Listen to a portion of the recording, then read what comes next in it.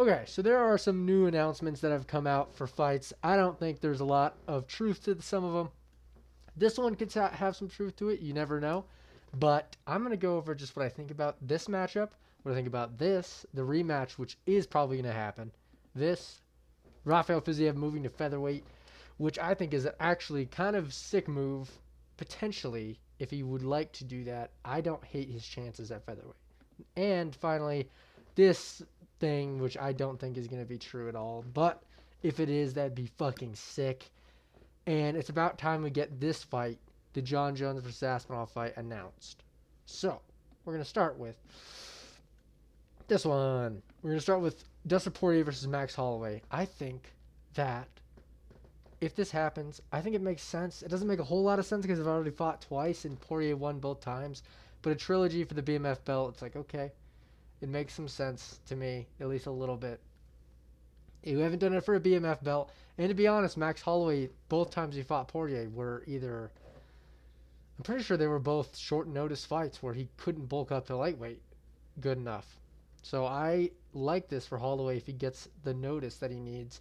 I think Holloway's built into a lightweight frame more. I think if he has enough time, he can definitely create a good enough scenario where he can not be a fat featherweight in there, which is what he was in their second fight.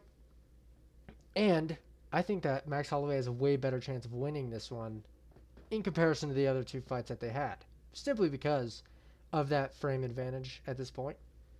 I think that Poirier's chin's gotten a little worse. Max Holloway's chin has obviously gotten a little worse, but you can't really know if his chin's gotten worse or if Topuria is just the best ever. But Max Holloway is coming off of a knockout. I don't love that for him going against someone like Poirier who is going to put it on him. They've both been shin before. Max Holloway just hasn't been shin very often, but it's just a mystery on if his chin's going to hold up for the longevity at this point after being chinned, or if it's just like, oh, one and done. That's just going to, it's never going to happen again. He's never going to get chinned again. Or he could get chinned every single fight. We don't really know. Poirier, on the other hand, has been chinned he's been chinned throughout his whole career, so we know he has a good chin and he's tough as fuck. But we don't know when it could just give out. And what we figured out for Max Holloway at lightweight is at least he has power to knock out someone if they're going in a full brawl, which I don't expect this fight to be short of brawls, is all I'll say. So I like Max Holloway's chances, to be honest. I think he could definitely win. How he looked against Gaethje was sick, even though Gaethje isn't Poirier. I do think he could implement a similar game plan and beat Poirier at this point in his career. Max Holloway's still relatively young-ish. So I think I'm going to take Holloway if this fight actually gets made. And I think he will probably beat him by decision, probably. But if anybody's going to knock the other one out, I do think Holloway's chin is going to hold up at this point. But you never know. So it's a scary matchup, but I'll go Holloway. Next. Ankalaev versus Pereira. So they're making the rematch for Abu Dhabi, potentially. That's where Agomed, wow. That's what Magomed Ankalaev wants. So it's what's going to happen. It makes sense. We give Pereira some time to recover from, I don't know, getting hugged and getting rocked in the second round, I guess. And then we give Magomed what he wants, which is Abu Dhabi. He fought in Ramadan, which, to be honest, I respect him for that. He fought in the territory of that Dagestanis don't really fight in. I don't hate that. I like it. It makes me like Ankalaev a little bit more that he did that. I just don't like him. And I really hope Pereira wins the second one. I hope he makes the adjustments he needs to. I hope he really locks in camp, because we saw the social media things where he was in Australia or he was doing like signing people's chests and shit, and he was doing weird shit. We didn't really know if that was just mind games, because he's kind of done that before in the past. But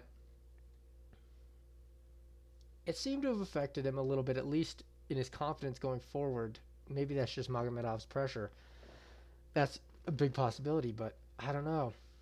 Something just seemed off to me. But it obviously could have been Ankalaev.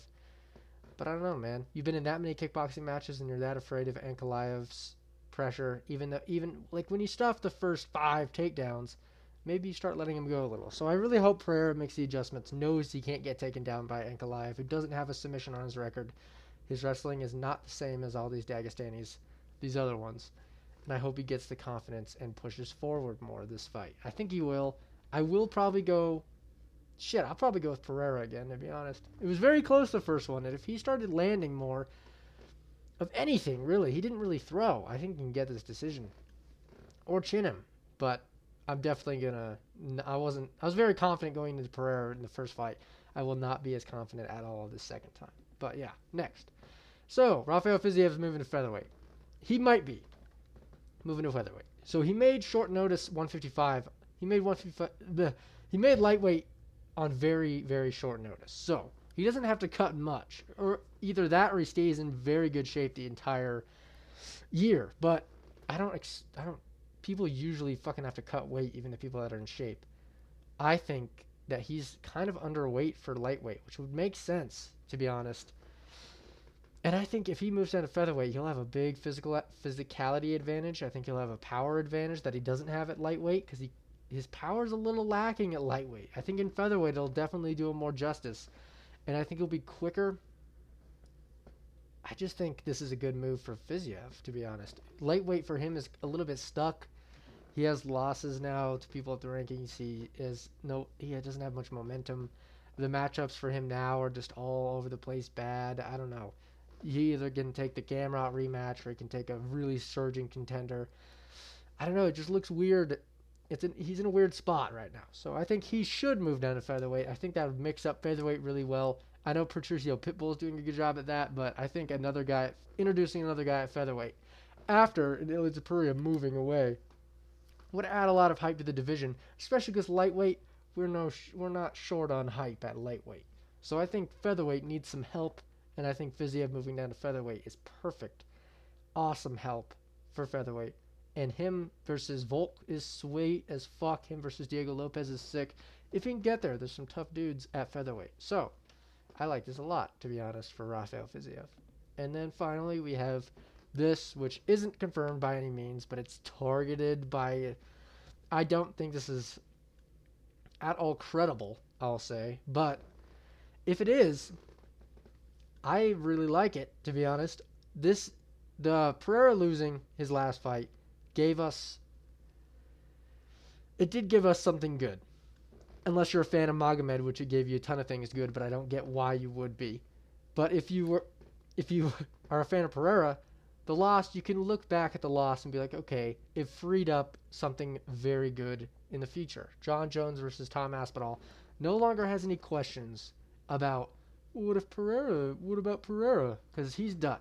Pereira just got snuffed by grappling. You know what fucking Jones and Aspinall would both do. He's out of the picture, which is the worst feeling ever. The worst hype-killing shit ever is that we didn't get the chance to see Pereira at heavyweight. But maybe we will in the future. You never know. He could starch him in the rematch and then just move up to heavyweight. I kind of hope he just moves to heavyweight anyway. Kind of do what he did with Israel when he lost to him, moving up to light heavyweight, but this time he just goes straight to heavyweight. But I don't know. But it freed up Jon Jones versus Aspinall, which has to be the fight. Otherwise, Jon Jones is retiring. I don't think he can live with himself, really, if he retires. Maybe he seems like that on the outside, that he's very comfortable with stepping away and being like, oh, I don't really give a fuck. But in reality, I think it does hurt his ego a little bit, having everybody shit on him so much for not taking this fight, including Tom Aspinall. Dana White being so sure that this fight's going to happen, and Dana White being like just glazing Jones and saying, oh, this guy will fight anybody. He's not afraid of anything. Now if Jon Jones doesn't fight him, it's not a good look at all in any way for Jon Jones. So I think he has to take this fight. And I think he gets starched fucking out cold by Tom Aspinall. I don't see a route for him to win. I guess we haven't seen Tom Aspinall's 5-round capacity yet. That's the only thing in question. Because we've seen Tom Aspinall just obliterate everybody. And we've seen Jon Jones look like shit in his last fight against Stipe. He didn't look like shit, but he looked like shit in terms of like a top-level heavyweight. Maybe not. To be honest, that's better than most top level heavyweights, but still, in comparison to Tom Aspinall, even a Volkov, even I just don't think he looked slow. I think he looked slow, and I think he looked sloppy, and I think he looked just bad to me. And anybody but Stipe in there, I think, has some success in multiple departments. So I'm gonna go with Aspinall to chin him, even though John hasn't been shinned before. He's getting old. He's getting slow. He turned his back every single time Stipe threw a punch. I think that's Tommy fucking capitalizes. Maybe the game plan will change. Jon Jones will change it. Obviously, he probably will. But I don't even hate because Tom Aspinall comes from a grappling background. I don't hate his chances in the grappling department with Jon Jones, who's old as hell, coming off a pec tear injury. It's still a factor.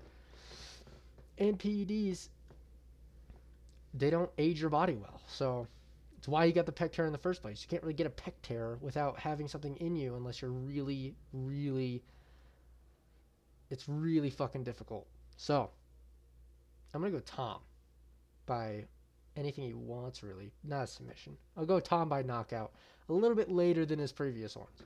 And then we have Oliveira versus Topuria, which I think is a super sick matchup. If they're not going to give Topuria the title fight, I think this is the next best thing for Topuria. Maybe him versus Poirier, but if they're making Poirier Holloway, which is a possibility, this is perfect to me.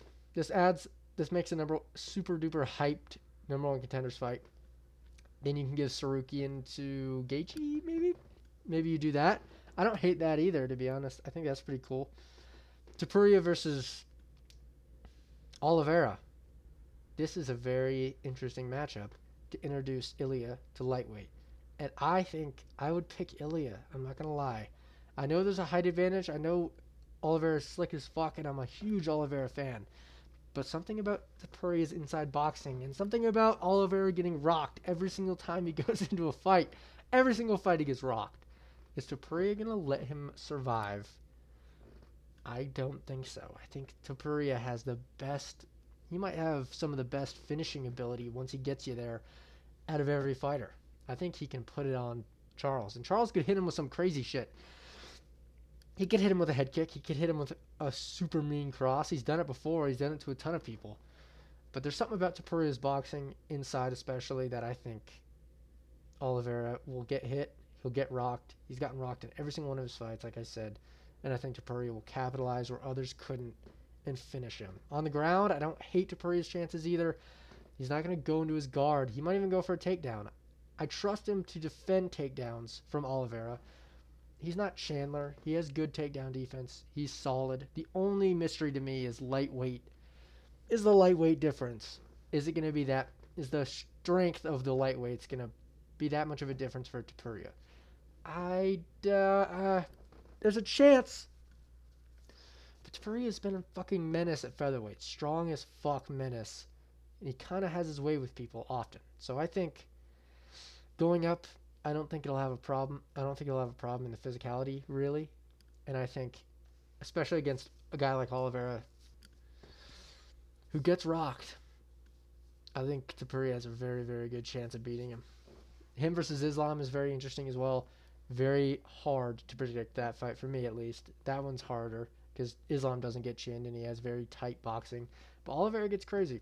And Topuria, he thrives in openings, I will say. And Oliveira gives a lot. So, Topuria might not thrive in the chaos as much as some other fighters, though. So, you never know. Topuria wouldn't be able to handle some sort of crazy shit coming his way.